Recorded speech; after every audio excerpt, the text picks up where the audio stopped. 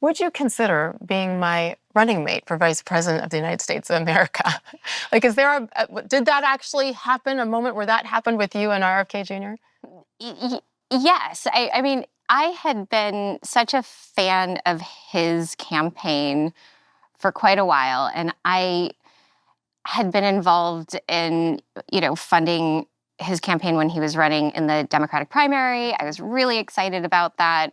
I tend to support new candidates that are entering into the Democratic Party. I think it's really healthy for that party, and I was really hoping for, real primary this year.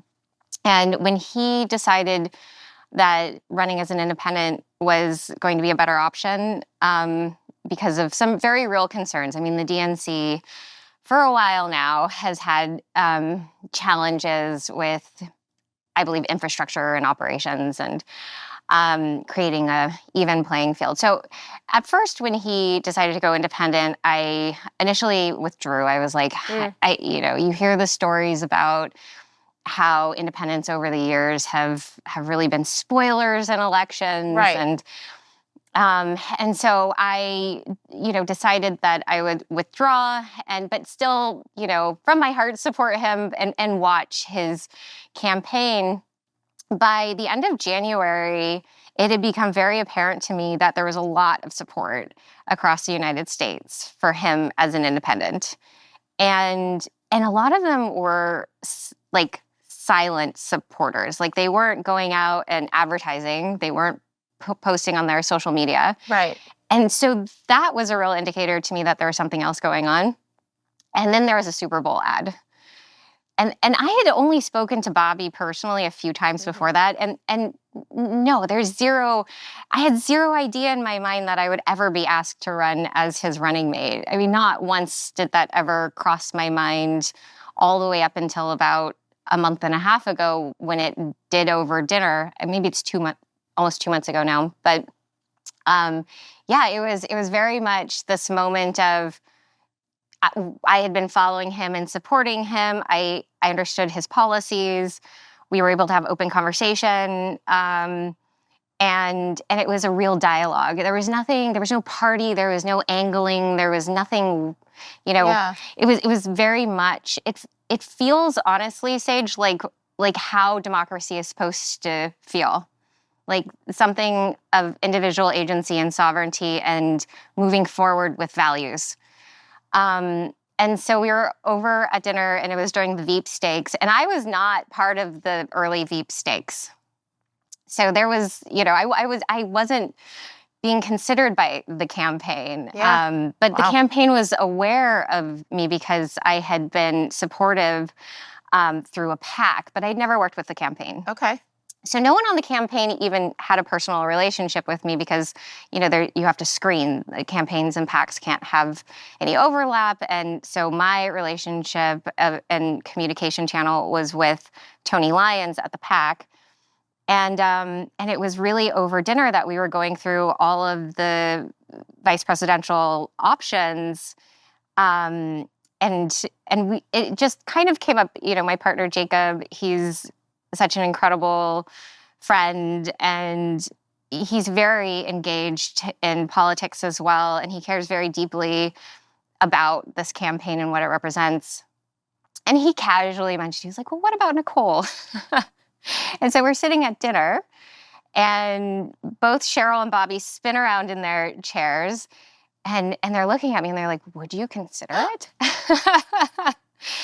And so that was my entry into the Veep stakes. Yeah. Wow. I'm trying to visualize that whole scene when they both turn and say, would you consider it? And you said? I said, well, no one's asked me. So you can't consider something you haven't been asked yet. And they responded, well, we're asking you to consider it. And that moment was very surreal because, while I have been around politics and I have been interested in service for a very, very long time. I mean, service is in my bones. Yeah. It's just who I am. I've never sought celebrity, but I've always sought service. Mm-hmm. And service has always best when it comes from a place that's deeply organic and through interactions and through experience. So I really looked at it as an opportunity of service versus entering politics. And I look at it that way every day when I wake up. You said consider, though, because they turned and said, will you consider? And I loved your answer, like, well, no one's asked. Yeah. But then you considered it. And then what was the time frame between that moment and saying, yes, accepting? I think all the way up until the moment of the announcement, I was totally open to them subbing somebody else in. So even the morning before I stepped out on stage, I knew the swag had been printed with my name on it. So I was like, this is serious. My name is on the hats. Yes, that means something. So this is serious. And I was like, okay, I'm going to do this. And really it was an ongoing discussion of, I want to do what's best for the campaign.